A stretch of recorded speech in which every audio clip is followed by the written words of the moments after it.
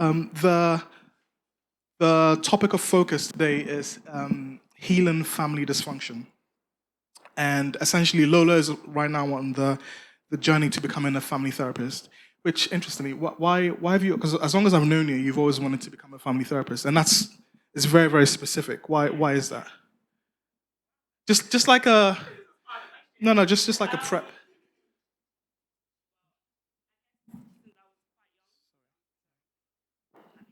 When I was quite young, I've always wanted to, I guess, work in an area where I feel like there's been injustice of some sort. And I know it probably sounds weird, like family therapy. And I wanted to fight for women's rights and be a politician. But that Okay. ship sailed very quickly in sixth form. And I did psychology, wanting to be a clinical psychologist. If anyone knows, a lot of if you're at uni, everyone did psychology, wanted to be a clinical psychologist. And that was kind of the dream. But I remember in my second year of uni, there was one night I couldn't sleep and I heard the word shrink and I was just like, what the hell? Like I didn't actually know what that meant. So I Googled and I looked up like being a therapist. That's an American word for basically a therapist. And I looked into it more and I saw family therapy. Well, I saw couples and family therapy. And I just really felt like that was specifically what God wanted me to do. So with clinical psychology, it's a lot more broad and you look at different principles and different forms of therapy. Whereas for family therapy, it's a lot more specific. So yes, I think, and since that second year of uni, which was in 2014, I'd really feel like God was calling me here. And yeah, 8 years later, I'm finally on one of the last steps, I guess, to becoming a family therapist. Awesome. So in that context, we wanted to have a conversation with Lola as someone who is obviously trained to become a family therapist and has conducted therapy sessions and all that kind of stuff. And obviously, Lola, at time, Lola can share a little bit of her personal family journey in this area as well. So I don't know why this is cutting out. So yeah, we want to talk about healing family dysfunction. And when I kind of like shared the topic with Lola, the first thing she corrected me on was this title of dysfunction. So do you want to elaborate on that Yeah, a so little the bit more? first question was, what is a dysfunctional family? And I was Yeah. like, interesting. Again, before I started this journey, I probably would have had ideas of what that is, especially being a social worker. As a lot of us know, if you're a social worker, you go into dysfunctional families, so to speak, and try to support them with that. But on this journey to family therapy, they're very philosophical and they're very weird about labels.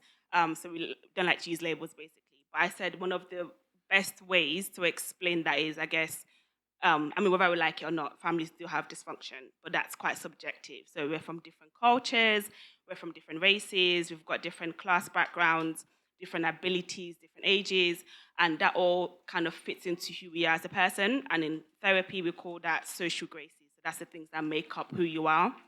Um, and a lot of the times when those things sort of intertwine or intersect, as I like to say, it can lead to some dysfunctional sort of outcomes.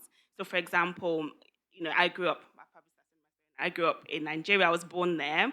I moved to the UK at 12, and what I knew as normal, so to speak, sort of changed based on my geography. But obviously, that was kind of clashing with my culture.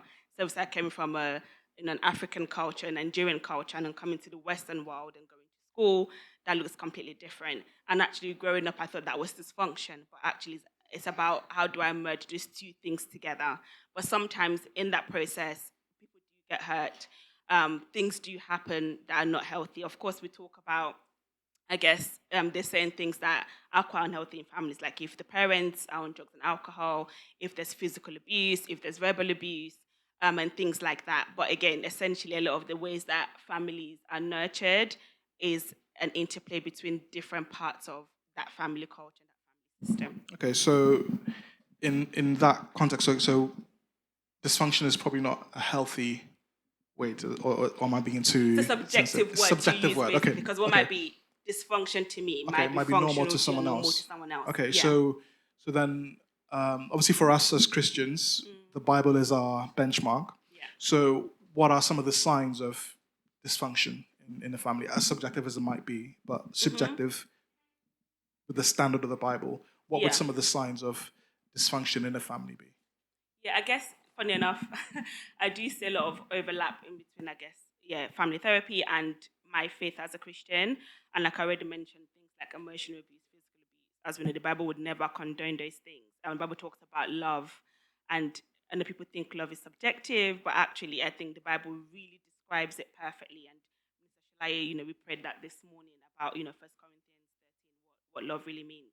So I guess in a family, if a person isn't actually being loved in the way that God has designed for them to be loved and nurtured, so in terms of being encouraged in terms of their dreams, for example, the way that they're spoken to, like words have impact, and we know that in the Bible it talks about there's power in the tongue as well. The death and life is in the power of the tongue. So a lot of those things do sort of interplay. And again, we see that in school. So for some children that have not grown up in a healthy environment, there's maybe abuse in the home, maybe drugs, alcohol, or where emotions have not been actually fostered in the home. It's another big thing, emotional abuse. And a lot of times it's not intentional, especially from our backgrounds when you're African. Parents don't know how to attune to the children's emotions. That can make things really difficult for them when they go to school, when they grow up, and when they go into the different systems in the world, not just family. Obviously, there's various things. So essentially, if we're not doing family the way God intends it to be done, dysfunction is inevitable. Yeah. Basically, as subjective as it might be, Yeah. dysfunctional to God.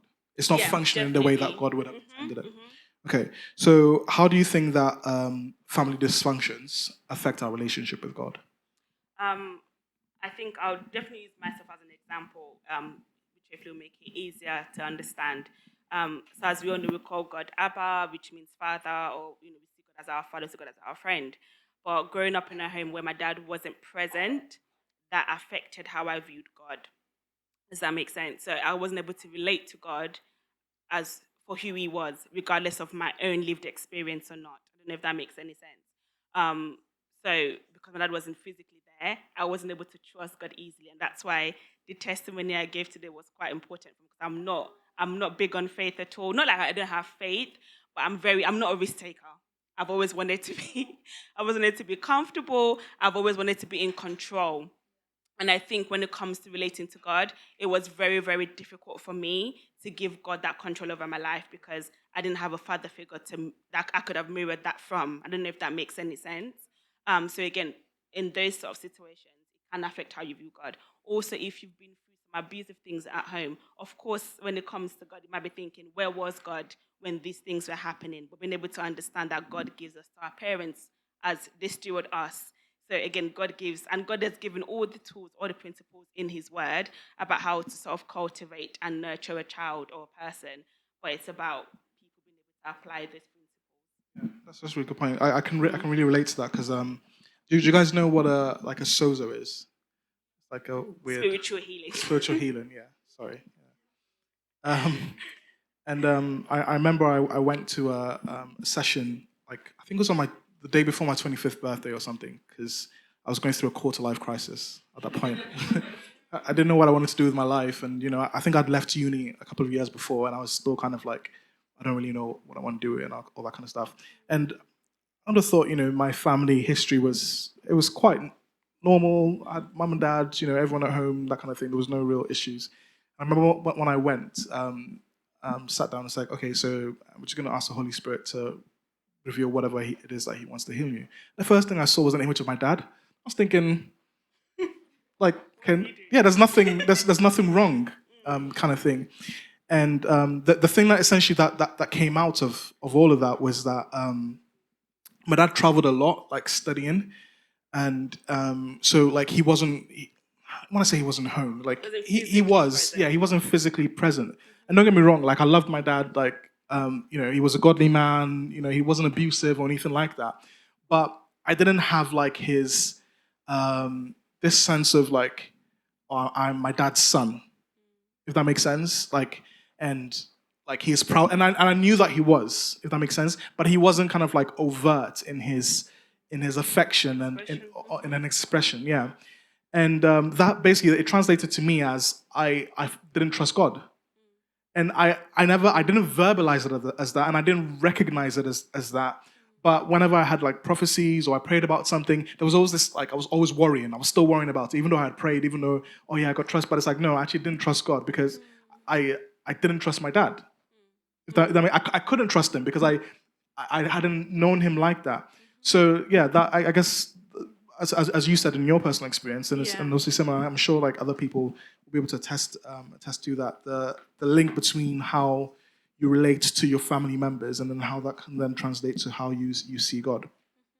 Okay, so is it possible to inherit dysfunctional traits from your parents, your family? Like, so I don't want to use the term generational curse, or all that kind of stuff. So that's what, let's call it dysfunctional traits, right? Is it possible to inherit these things and pick these things up? Yeah, no, definitely. And again, like I said, a lot of the things that I learned, it kind of links in with my faith. And I guess in family therapy, there's something that we call scripts. And there are different types of scripts. So there's three, well, there are two main ones, which are replicative scripts and corrective scripts. And those were like in the 1970s. And I know this because I did an essay on it. Stressful. So I can talk about scripts all day. And then more in the 1990s, a new script came about that was improvised scripts. And I guess similar to generational curses or dysfunctional traits. So what a corrective script is, what a replicative script is when you replicate the scripts that you've seen in your family. And that's usually through generations. So we do something in therapy called a genogram, where it looks at least 3 or more generations. And when they actually draw that out, it just sounds like a simple drawing exercise, but actually a lot of things are revealed because you see similarities and patterns, whether that's sometimes alcoholism in the grandfather down to the son, and then now kind of happening in the child sometimes, or you might see certain mental illnesses in terms of like schizophrenia, psychosis, again, sometimes passed down or depression. So again, a lot of the times the things that you see or you grow up around can have an effect on you, and that's sometimes how you end up replicating those things subconsciously. The other script is corrective, which is where you try so hard to change that pattern in your family. And I would say, personally, I fall into this a lot. Like, I'm so obsessed with doing marriage different from my family or my parents and what I've seen around me. But sometimes that's quite dangerous because you can end up falling back into that same pattern that you did not want to replicate because you're so obsessed of doing the opposite of that. Whereas improvised script is doing something new. About God doing a new thing. We talk about deliverance as Christians and God, giving us a new story, so to speak, a new identity, so to speak. And that's where improvised scripts comes from. So it's like a new narrative, a new story. So it's not about changing the old one, but it's thinking, what do I want to take moving forward? What do I want my family culture to be moving forward? And that's usually done with other people in the family. So you kind of collaborate with your partner, with your children, thinking, what do we want our sort of family culture, family script to be moving forward? So I guess it is real in terms of things being done generation, not just like in a weird spiritual way, like, oh, somebody's after you in your village. It's not that. It's just that obviously as human beings we are socialized, we are nurtured by our family and our parents. And you can only repeat what you know half the time. With little kids, you say something, you probably repeat it the same day or another day, thinking, where did you get that from? You said it probably a week ago, you didn't even remember saying it. So that's, yes, it's a natural, thing to happen in terms of repeating or even trying to change certain things. But again, in trying to change that thing, you can end up repeating the same things. It's good to be careful about what am I doing? Why do I want to change this? What is my motive? It's not just about looking different from my dad or trying to feel like I'm a better person for my mom or my dad, but actually, what is it? What has God called me to do, family wise, and how can I start to live that out even before you have children as well? So let's unpack that a little bit more. So you just mentioned a few things. So if I want to change the script and do it in a healthy way, how would I go about doing that?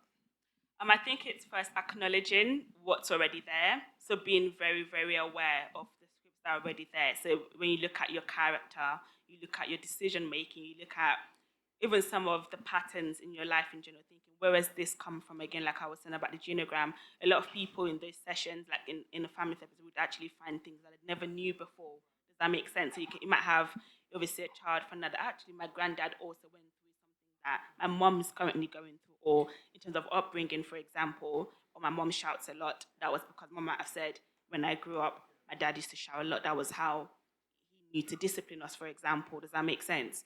Or it might be that actually mom is doing something that's so opposite to what the parents were maybe doing.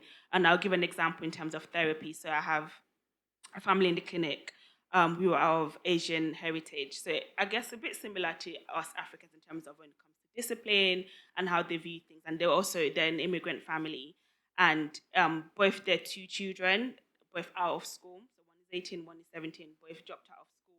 Both very depressed and serious. And it's kind of like, what have we done wrong here? Because the parents, and when you look at them in the face value, there's no mental history. When you ask them, there's nothing like that. When you start to unpick some of the family scripts, and you kind of think about, here, and when you think about, when you think about, in terms of how they were brought up, so parents are very big on education, and I think that puts so much pressure on the kids that it affected their mental health. When you speak to the parents, we're like, oh no, our parents kind of let us do what we wanted to do, but then parents didn't finish uni, for example. So they were really trying to correct that script by being very, very pushy with their children, not realizing that they're trying so hard to be so opposite, it's had a negative effect on the children. Does that make sense? So I guess, what's the question again? Yeah, so again, it's about thinking about why am I doing what I'm doing? This is what's going on in my family. Why is this happening? What is the history? What's happened in the past that's similar or different to this? Does that make sense? And when you can actually pinpoint that, then you start to think, well, of course, as Christians, we're thinking, okay, what has God called me to in terms of my family? What's my family legacy? What do I need to do to kind of represent God's idea of what family should look like here on earth? So going in a little bit more detail in terms of like family therapy and as one avenue to help heal these dysfunctions. What's the purpose of family therapy? Um, the purpose of family therapy, it's really hard because there's different purposes depending on why families have come to therapy. So, for example, a lot of people, especially if it's not private therapy, if it's from, I guess, mental health, it could be from local authorities like a social care, they might think actually this family needs some sort of family therapy based on the dysfunction that's in the family. For some people in CAMS, which is Child and Adolescent Mental Health Service, it's because the child is very unwell in terms of maybe very suicidal, very depressed, and they've tried medication, they've tried individual therapy, and that's not worked. And it's okay, maybe there's something going on in the family system around this person. In adult mental health, there might be psychosis, for example, which can be very traumatic, seeing your child or your partner, your loved one, sectioned and in hospital for months. And then kind of reintegrating them back into society can be really hard because families are thinking, it is something that we've done that caused them to actually have this mental health difficulty. And people don't know how to sort of be around them anymore. Right. So again, family therapy will come in that way in terms of how to sort of move forward as a family. Yeah. Of course, we do couples therapy. Again, if a couple are not getting along and they're probably at the brink of a divorce, it sounds really weird, but sometimes we either help them facilitate an amicable separation as much as possible, especially when there's kids involved. Of course, along those lines, they might come to think, actually, why did we start this in the first place? And we do something called Tree of Life, again, which is very smart when you think about God and Him giving us life. With a lot of couples to kind of think about, their background. How did they start? How did you meet? What were the similarities that you had? What are those differences? And how can even the different things, make things better? And sometimes, again, when a mother has a baby, so if it's your first child, that could be a very, very sensitive time. A lot of moms might have postnatal depression or postpartum psychosis. Again, during that time, it's about helping her and her partner and this new child come to terms with the difference that's coming to their family. So in terms of the purpose of family therapy, there's different, depends on why they've come to us. But I think essentially what we hope for at the end of therapy is that the families feel like they're the expert in their own lives. And I know that sounds very weird because they're like, oh, but we're coming to you as the professional. So yes, I'm trained, but we really, really try to come from a non-expert position to helping families actually dig deep on the inside of them to think, what are the resources that we have? What are our strengths that we already have? How can that be used in a positive way to help us as a family move forward in a way that we don't need to come back here again, hopefully, in weeks, months, or years to come? So for some of the stuff that you mentioned that were quite extreme, and obviously those things are very real. And it doesn't matter whether you're Christian or not. We can all deal with those things like psychosis, trauma, and all those kind of things. But for someone who is like, yeah, I'm not dealing with any of that stuff. There's none of that stuff going Mm, on in my family. mm, Um, there's no generational curses, quote unquote, anything mm. like that. How can we identify if perhaps like family therapy could be beneficial to us? Yeah. Again, I think it can be for everyone, anybody, but I guess it depends on what stage you are in life. So again, family therapy, we have something called family life cycle, which is just a different life cycle you're at. So it could be obviously as a toddler, then as an adolescent, as an adult, you're finishing uni, you're getting married, or you're going into the working world. There's different stages can actually have more of an effect on you than you actually imagine. And those could be times where you're like, actually, I've started this new job, but I'm struggling in terms of being consistent, for example, or feeling fulfilled in this thing, even though I've wanted it for so long. It's like, what is getting in the way? And a lot of the times, it might be things in your family, maybe things that have been said to you in the past that you didn't realize in terms of your ability, for example, that might be getting in the way, or maybe actually no one in your family has got into this level in terms of success, for example, and you don't know how to handle it because you had no one to look at. Does that make sense? So it doesn't have to be anything, like I said, extreme. It could just be you're going through a new life transition and you might be struggling to kind of balance that. And it's about, okay, can I talk to someone and think about, again, with my family? So, with family therapy, we never ever see you by yourself. That's the difference. You would always come with somebody else in your family or in your system. Yeah. Okay, so how does your faith play a role in terms of so you spoke about like the tree of life and that kind of thing and yeah, sometimes couples it may not be always possible to reconcile them, but how does your faith play a role in the way that you conduct your sessions in terms of ultimately looking for a particular goal Yeah. in terms of like whatever Mhm. dysfunction that might be in Um, there. I think for me, when I was growing up, I still am a feminist, but obviously in a way that works with my faith. Because then if we're going to black on my question, a feminist, yes, it is possible. I think for me, especially because I work in a clinic at the moment where it's couples, a lot of couples, and it's that postpartum period. It's not falling into that mindset, but my family scripts that the guy or the man is the one that's always in the wrong, which can be really hard because the clinic is also just women. So again, it's like this man and his wife, and there's four women. So with family therapy, what it looks like is that there's the lead therapist, which will sometimes be me or my supervisor or somebody else, and there's a reflecting team, which is really, really important. Again, which really reminds me of my faith. So we're not an island, we're a community. So even as a Christian, it's very important to have friends that I can pray with, friends that can hopefully see my blind spots, and that's what the reflecting team does. So whilst I'm doing therapy, there's a team of people behind the screen, with the cameras off if it's obviously online, that are listening in and reflect back at some point during that session what they've heard and what they're curious about. So when it comes to my faith, it's about not always. So in this session, I might even forget my faith in terms of I'm ready. I've got the idea in mind that this person is the one in the wrong, is the problem, or she's the problem in this family sort of set up. But actually, with my faith, it's about God made everyone, and we're all made in God's image and likeness. And no one, God has given me so many chances, let alone anybody else. I think it's for me just remembering that again. What is the root of all of this thing? Does that make sense? Whenever I offend God or I let God down, because God knows the end from the beginning. He knows exactly. He knew before I even did that thing that I was going to do, and He also knows why I do certain things. Does that make sense? So for me, it's about remaining open-minded to think, okay, who is this person? How does God see this person? And that's part of my goals. I might not share it with the couple, but I'm always thinking, God, how do you see this person? And how can you use me to help them realize and recognize how you see them? Does that make sense? I don't know if that makes any sense. Yeah. And I guess part of that is also looking at goals in therapy. So we'll ask the couple, probably around the first session, if it's a couple, what are your goals in 5 years' time? What do you want to look different? Or what are your dreams, for example? Which again, I feel like we do that as Christians, and we have prophecies, we have dreams. What are your dreams for your family, for yourself, and what's getting in the way of that? And how can we get through those I don't know if any of you guys have any questions that you'd like to ask.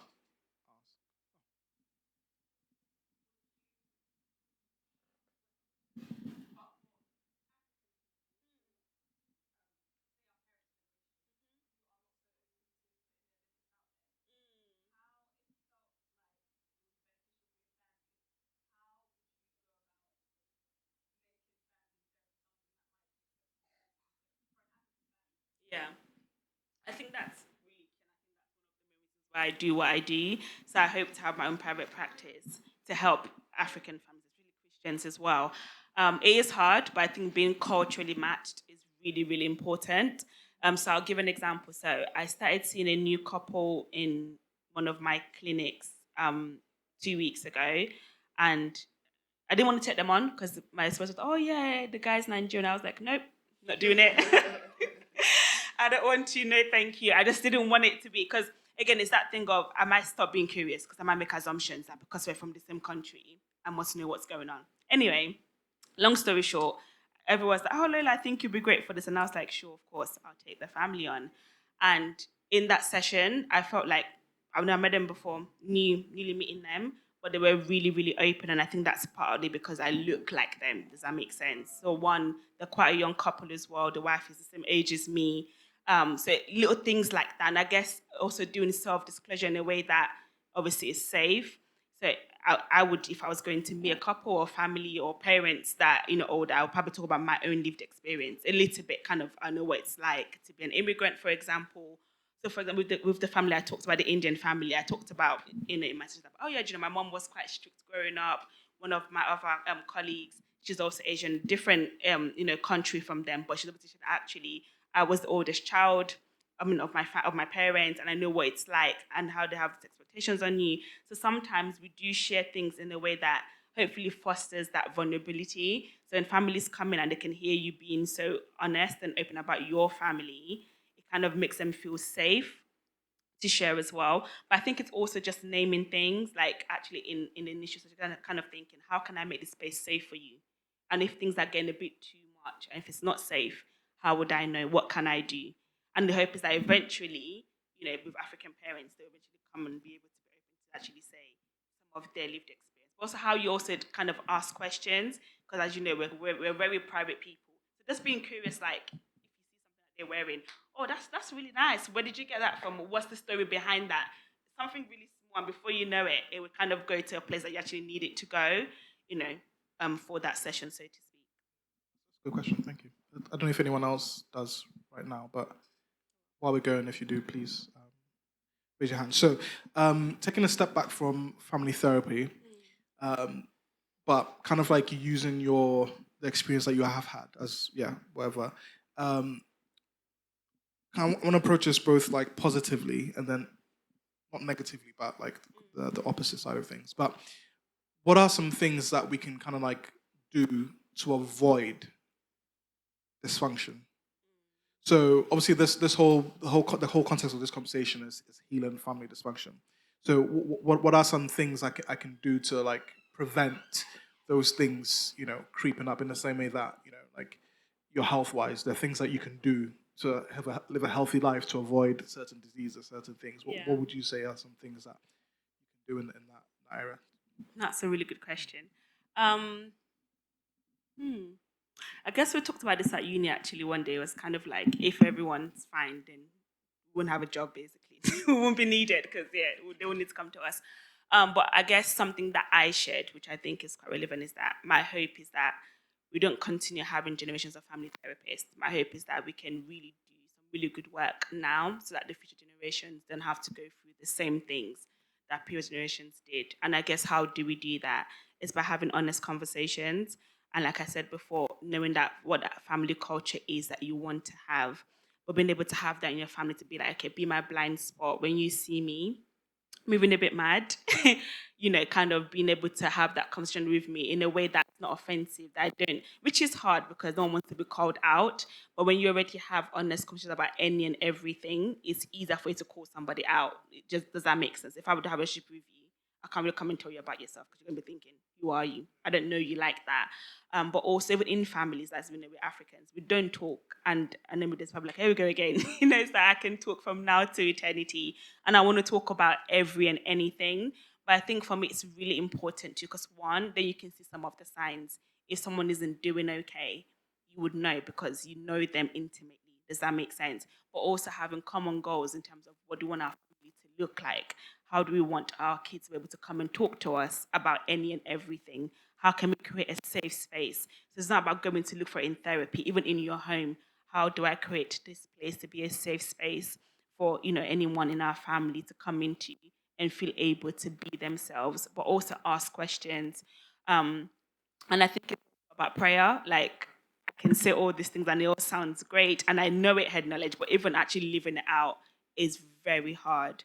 But without the Holy Spirit, without prayer, it'll be impossible, because we can know something, but being able to actually walk it out and live it out is a completely different thing. So I guess as Christians, definitely praying and asking God, what is your intention for family? Going back to what does the Bible say about family? What does the Bible say about love? What does the Bible say about nurturing? What does the Bible say about community, about friendships even? All those things are important. And I think, yeah, being able to have honest conversations, accountability, people that can kind of look out for you, kind of look out for your blind spots as well, and can also kind of call you out when needed. Yeah, I think those are some of the things that will be helpful. I thought I was asking a clever question. I just realized that my next question is just the same question, Probably worded. with more words, just like filling up the word counts. But I guess the way I'd approach it then is how. So you just describe things that we can do to avoid dysfunction. What are some things that we can do to create healthy families? Does that make sense? And I Or guess is it the same I guess question? that's what it is, and I think actually it's good that you asked that. I think it's more about creating healthy families. So not being, like I said, not trying to correct, not trying to be so obsessed with how can I avoid those things happening, because that could also cripple you. Does that make sense? And you don't live your life in freedom. And obviously, the Bible talks about freedom. It's really important to not feel like I'm trying so hard not to not do something, but more about, okay, what is the healthy thing to do? What do I want to see that's positive, and focusing on that? Does that make sense? Um, yeah. Oh, but you didn't. Yeah, so You what the things I already said Oh, before in yeah, terms of okay, yeah, so it was creating, the same question. having Okay, that cool. safe, I think Yeah. that's having that safe space Okay. to be able to, does that make sense? Yeah. To be able to express yourself Yeah. and provide those things like physical, emotional, mental, all those things that will foster well-being. And obviously your physical health comes into that as well. Okay, so taking another step back. So earlier on, we kind of just you mentioned I can't remember the term you used, but instead of Family scripts. yes, family scripts. That's it. How can we heal from negative family scripts? And not just not things that we want to do in our own families. So obviously you mentioned how we can have repetitive scripts and all this kind of stuff, and we can be like I'm intentionally trying to avoid it, and in so doing you end up repeating the cycles. But ourselves personally, and not just the families that we're having. How can we ourselves heal from some of these negative experiences that we've had in families? Yeah. I think it is what I've said before in terms of acknowledging it. So knowing that something's there, because when you're in denial, you probably can't really change anything. So if people are saying certain things to you, or you're noticing certain patterns in how you respond to things, it's thinking, where is this coming from? Why am I the way I am? Does that make sense? But not just stopping there. What are you going to do about it? So now you know that actually me acting this way or me responding this way in this setting, and it could be different in different settings. Like, of course, the way I am with my husband is different from the way I am with my friends, or the way I am with my siblings, or the way I am with my, colleagues or acquaintances, whatever it is. But all those different aspects of my life has been influenced one way or another by previous experiences. Does that make sense? So if I've had previous relationships, or I'm seeing, my parents' relationship that's not been healthy, there were certain things that I might be anxious about when I come into that space. If I've had the same experience with my friends, that maybe hasn't been healthy or has been healthy, that would influence how I come into future friendships and so on and so forth. So I think one, recognizing what you're like in different aspects of your life, seeing the things that are healthy. Okay, how can I continue cultivating this thing? Does that make sense? The things that might not be so healthy, but what's the root of it? Have I dealt with it? How can I deal with it? And that's, I guess, where therapy comes in, where you sort of unpick some of the sometimes painful, traumatic experiences and kind of separate them from who you are. So one thing that, again, I like about family therapy, again, is the fact that there's something called narrative therapy, where it's about externalizing the negative things. So if you've got, let's say, a mental illness, for example, it's not saying my mental illness. It's literally giving it a name and separating it from who you are as a person, and then thinking about creating a new narrative, a new story. Does that make sense? So it's acknowledging those things, separating those things from who you are, your identity in Christ, for example, and then thinking, how can I walk in something new? How can I create a new story myself. Does that make sense? Is in terms of like practical things.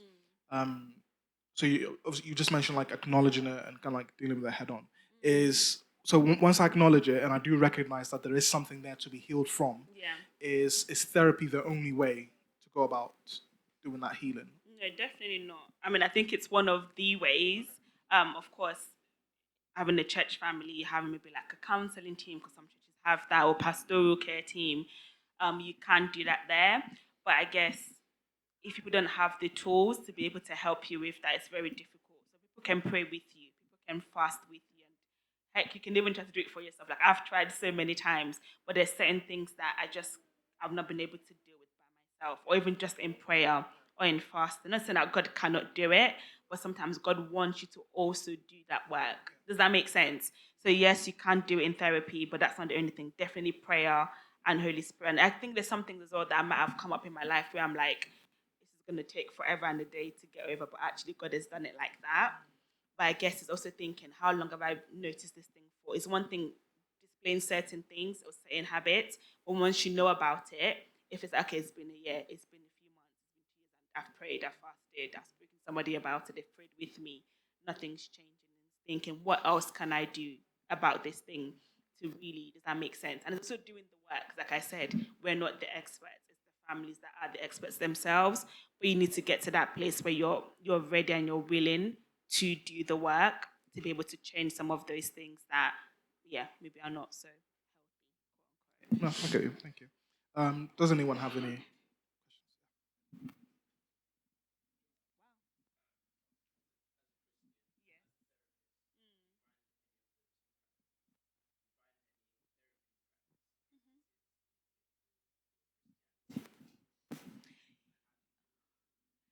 yeah.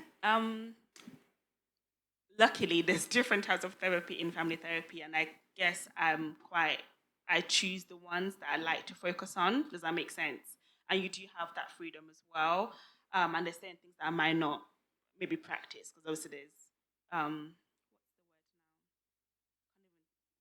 there's hypnotherapy, and that can come into family therapy too. But I would never ever go down that route. For example, there's ecological therapy, which isn't too bad, but then it gets a bit weird with nature and all that. I'm like, I like nature, I like being in nature, but I know that God created nature. So when we start to go a bit left, I go the other way.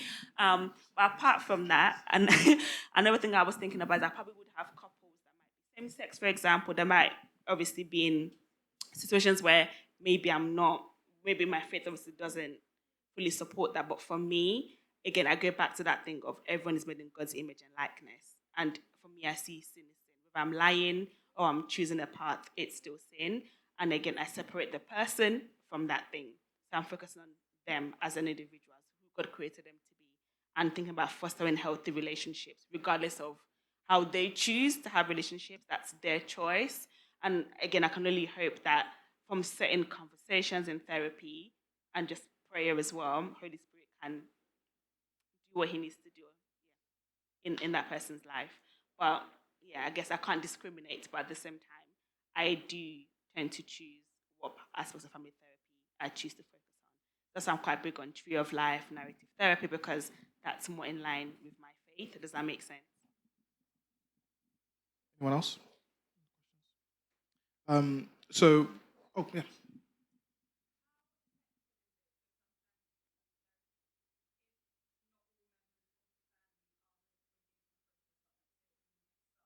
Yeah.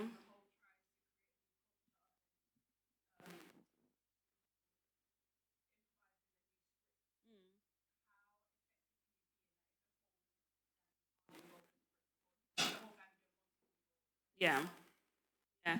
I guess to be fair, we're more focused on the immediate family. So let's say a dad comes in or a child comes, there'll be more the parents or the partner that will come into that space. Of course, if they want to bring a parent, like a grandparent in, great. If they want to bring an auntie, a sibling in, that's great. Um, but it doesn't need to be the whole family. The immediate family, okay. Yeah, yeah. I mean, the more the better sometimes, but also sometimes it can be quite disruptive because people's voices get lost in such sessions. So, for example, what we sometimes do is we split them up into subsystems. So we might start with the whole family, for example, but whilst we're doing our assessment and consultation, you might be saying, okay, this person isn't getting a voice really in this session, or you might see that it's a parent against sort of sibling thing.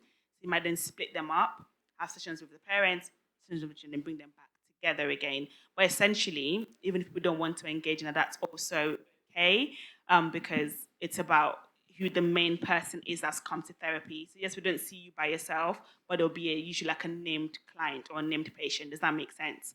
And also who they choose to bring into that space, and hopefully having those conversations to outside of that. So one thing that we do a lot is something called circular questioning.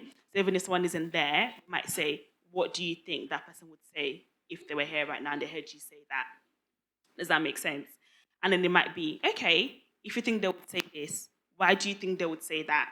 And sometimes having those conversations, people also go back. So we might have families where the dads are really busy or they're businessman, whatever, and they can't come to the session. And then they've had that convo after after that session, they've gone to speak to them afterwards. And also it's quite nice to hear what they've gotten from the session, because then the next time you're like, oh, did you speak to dad about this? Okay, what did you share with him? How did he respond to it? But sometimes that also makes them curious to want to come, like, what is all of this thing about? And then they might come, whenever they can, to kind of give their own perspective or their own view of what's going on in the family as well. Yes?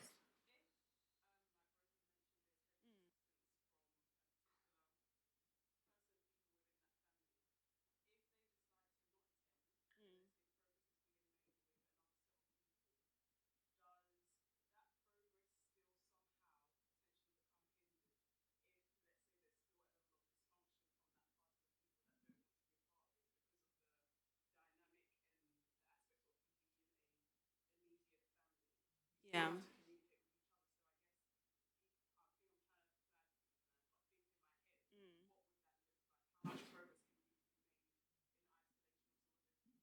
Yeah, even if they're important. I think it's sometimes thinking about that in your goals. So we review things about midway through and even towards the end as well. Does that make sense? So if someone isn't going to engage, it's about thinking what fits for you. How would you know when you're ready to kind of step out of the therapy space, and what boundaries, for example, would you put in place to kind of guard?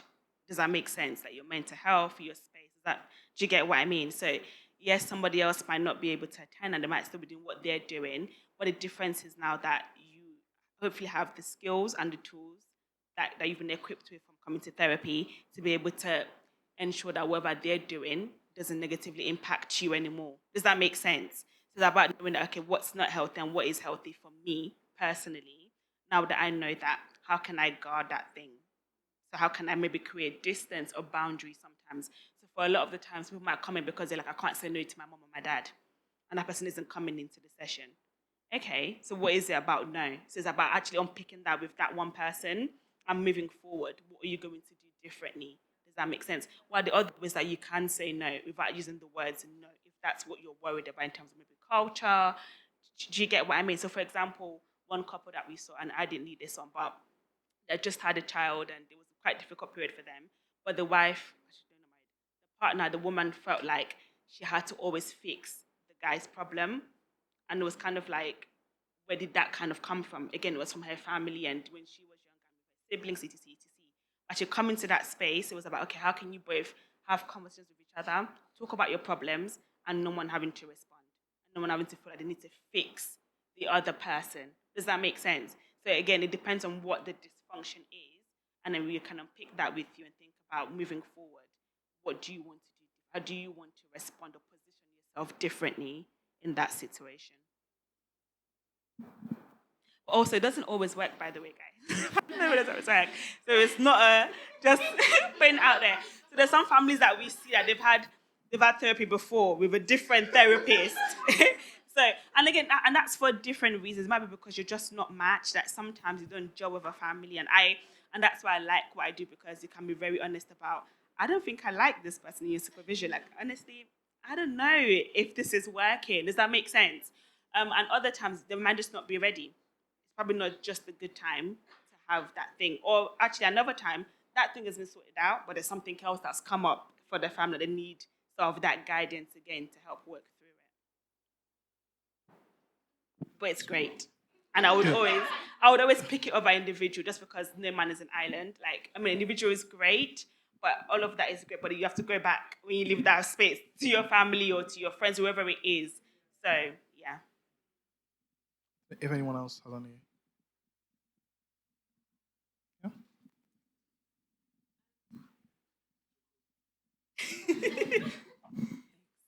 Yeah? So my question is, so how do you, as a therapist, not create a culture of dependency? So just as you were saying about like people go, they come back, people go and come back. Like how do you, when does it get to a point where it's just like, okay, guys, you need to, take off the training wheels, be on your own, like leave kind of thing. Just because like, of course, with therapy, it's an amazing experience and stuff. And honestly, what you said is actually beautiful. I love it. It's actually amazing. Not that I will want to be a therapist, but it's actually amazing. So how do you create like, how do you break that culture of dependency so you don't get the same people, the same faces year in and year out? That's a really good question. That's something that there's a lot of writing about that I still need to read in terms of family therapy. But I think a lot of the times it depends on the initial stages, like the consultation, and also knowing the history. So if they've been known to professionals before, they've had therapy before, it's really unpicking that. Okay, what worked last time? And how comes it worked? What didn't work last time? Does that make sense?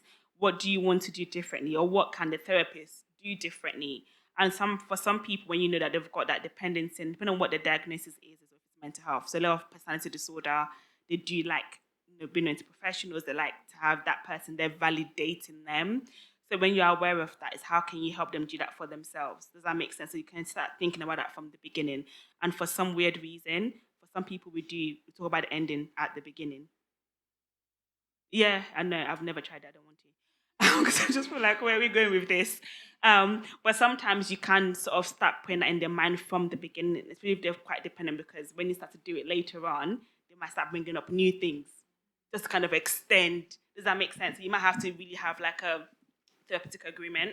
Not done a lot, but if it's like someone that you think they need that boundary. And again, for that kind of a person or family, you might be doing solution focused, which I don't really like. But it's about, okay, we're setting clear goals.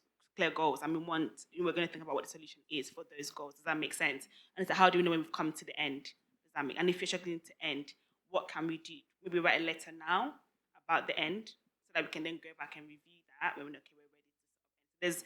It literally depends on the family, on the person, and I guess the skills that you also have. And some things you literally learn as you go. Does that make sense? There's a wealth of knowledge in that field as well that you can kind of always lean on to kind of see, yeah, what can help you. But yeah, it depends on what the I don't know, diagnosis is, and just thinking about bringing that in a way that again is safe, but you're thinking about it as early as possible.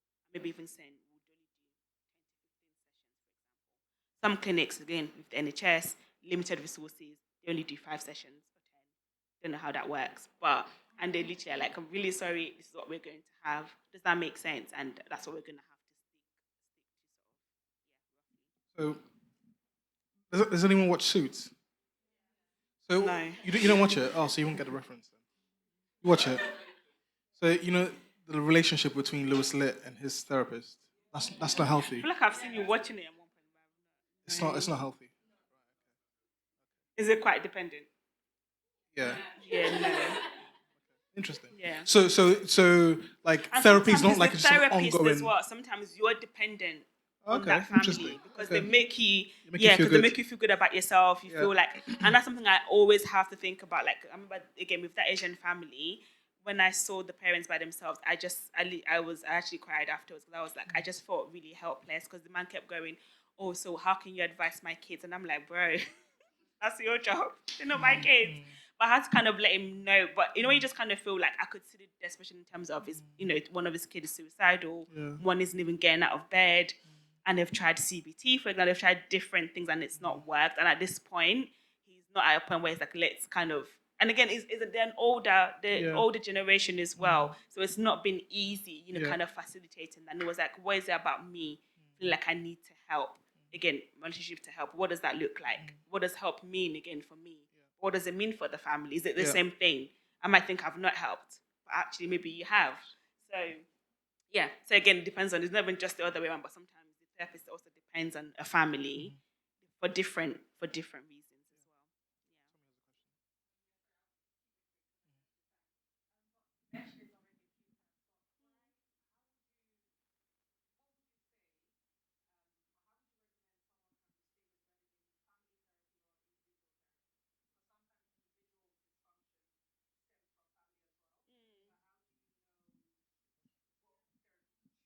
Yeah.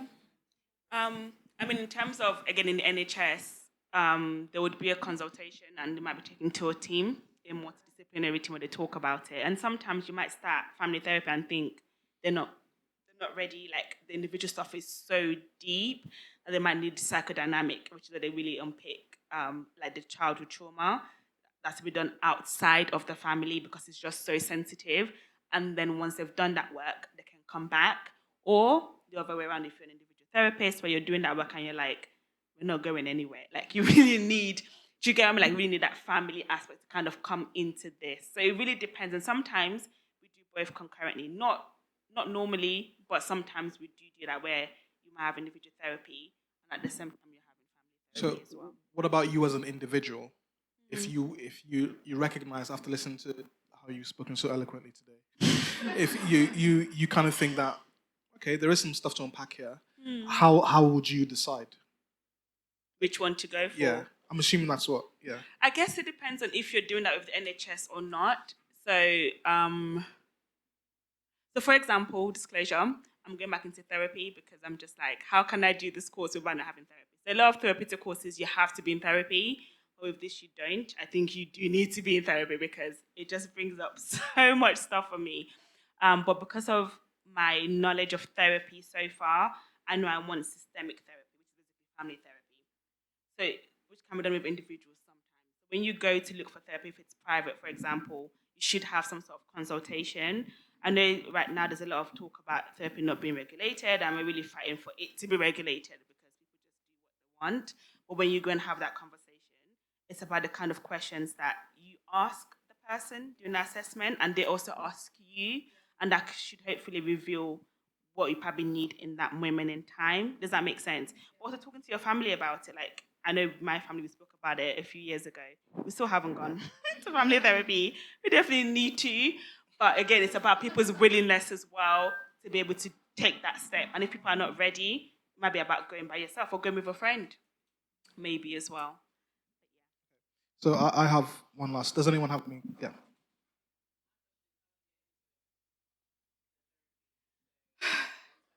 Yeah. I'm going to do a bit of a plug. So I've got a podcast that Abba put on my heart, and I'm like really right now, and I do with three other women. I would say listen to it. We're called Unconventionally Systemic because we talk about that, especially for people from what we say the global majority. So we don't use ethnic minorities anymore. We are now the global majority because we're not minorities. Amen. Hallelujah. But yeah, anyway, So that's global majorities is everyone then. literally because I'm Okay. not a minor because all over the world you would see people of Yeah. different colors. So yeah. Anyway, so until we're getting into it, it can be quite difficult. So I would probably give you my journey and someone else's journey because it's yeah. And if you listen to the podcast, you will hear about it. And hers is a bit more straightforward than mine. Like I said, I did a psychology degree, and then I went on to do a diploma in social work. No. And how did you get into therapy? Oh, How do you find a therapist? how do you find a therapist? Oh, I get you. Well, there's different charities actually. So there's you can go on UKCP, but there's a list of qualified therapists, and you can see what they specialize in. Personally, I didn't find that helpful when I went on it recently, and I was like, yeah, there's 20 to choose from. But again, that's from my knowledge. But there are charities. So there's a charity that I ended up going to. It's called Headstrong, and you can look them up. And it's basically people like myself that might be students and newly qualified, and they do therapy for you as well, an affordable rate too. So what you can do is you go on there, you have an assessment with a therapist, and then they would signpost you to the best person or give you options that you can get into. So there's charities that you can go to. You can also go to your GP as well, and then you get put on a waiting list. But a lot of the time, it will be CBT. I'm not going to talk about that. Not a fan. But yeah. So you can go for your GP, but it'll probably be limited to like CBT, except you're really, sadly, for family therapy in the NHS, you have to be like kind of really unwell. Either you've got psychosis or manic chronic depression, or if your child is a bit easier, or again after the postpartum period as well, when you have a baby afterwards, certain NHS trusts do have a family therapy clinic, and I work in one of them at the moment.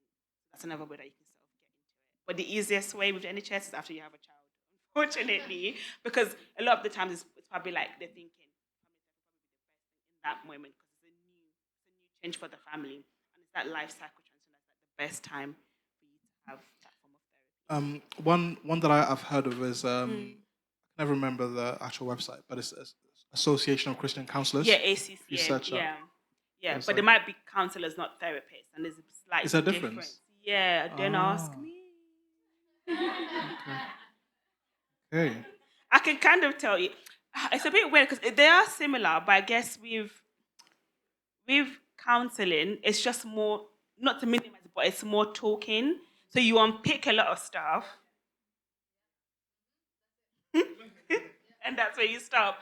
Whereas with therapy, the hope is that they do give you some skills and tools that help you figure out those skills and tools to be able to then move forward. So again, counseling is great. It's a good starting point, but I think eventually it might be helpful to have therapy. But again, for some people, that's enough for them, depending on who you are as a person and why you've gone to counseling or therapy. So with ACCA, I mean, like I would register with them, for example, but Yeah. when I qualify, but a lot of them are just counselors. Yeah. Or look for an integrative therapist. They're quite good as well. Yeah. Integrative therapist. Okay, so So- what we'll do is what yeah, we'll do I would. is Yeah, I would, yeah. because this is After my deadline. I need a Don't look degree. at me. After my deadline. What we'll do is if you feel like if you want to follow up on this You can message me. yeah. Yeah. You're gonna No, say but no, anyway. because no, not Yeah, because of that. Just without my because I feel permission. like So you can message. actually no, message me then I'll say no, message Lola. No, I'm Message joking. Lola. Yeah, you can message me. Yeah. Yeah, just so that people can get like more tailored Yeah. signposting Yeah. advice. Something that we are kind of like working on here is having mental health first aiders. So at the just kind of like not necessarily people who will be here to do the full-on therapy, but there's something going on like in a really acute situation. It's like, hey, there's people here to we can talk with. Last question: if someone kind of like listening to everything today, right, there's stuff here I need to unpack, whether individually or on a family basis. What is one thing that they can leave with today and like, okay, cool, I'm going to do this when I get home tomorrow, whatever it might be, in terms of on a journey to healing dysfunction? I think I have to say, as come from a personal experience, I think, and I was thinking of that before you asked this question, even when you do go and look for a therapist, definitely praying about it, because people are into different, don't want to call it weird, but from my, as a Christian, weird stuff, does that make sense? So it's good to be very vigilant about, because it is something very sensitive and personal, who you kind of invite into that space. No, you're talking about therapists, right? Yeah, No, but I'm no, just no. saying, Oh, okay. I wouldn't say that because I Okay, don't want to cool. forget. Okay. But what you can do is, it sounds so cliche about praying, but apart from that, journaling, like writing to Abba, like that's something that's really helped me because it highlighted a lot of things in me I needed to work on. Does that make sense? So, and again, don't overthink it. There's no, and I literally mean this like with all sincerity. Don't overthink it. Like, just get a book and write what comes to mind. Like, being so like, don't overthink it. Just write what comes to mind. If there is a part of your life that it's really like maybe bugging you or you're really like curious about, write about that. What are your thoughts? What is coming to mind? But again, in a place where you're writing to God, does that make sense? You might have worship music on, kind of praying before you start writing. But that's one place that you can start. And it's a good place to also go back to over time to look at your journey in terms of what's changed. Does that make sense? But I think there are Christians as well that have YouTube videos. A lady that I follow that I love a lot. She actually is Christian, but she doesn't say that she's Christian. But she's a marriage and family therapist in America. Her name is Stephanie Anya. She is great. Like, I mean, I use the videos to do my essay. I'll let you know if I pass by the end of the month. But no, she's really great. She breaks things down so much. So it might be good to go there, go on YouTube. I'll put her name in the chat later on. And just kind of, she just breaks down different sort of trauma or just different difficulties or dysfunction, as you like, as we call it, in terms of family. And that could give you a place to start in terms of, okay, what can I identify in myself? And then what do I want to do with it next? But again, just writing stuff down is so key. And in my other job that I just left, where I was actually doing CBT that I didn't really like, one of the girls I worked with, that really worked for her, just kind of writing her thoughts, writing her feelings, writing. Does that make sense? It's kind of really, and I've not done that in a while, and I'm going to go back to it. But yeah, I did find it really helpful. Yeah. Thank you guys. Just thank Lola with me. Thank you.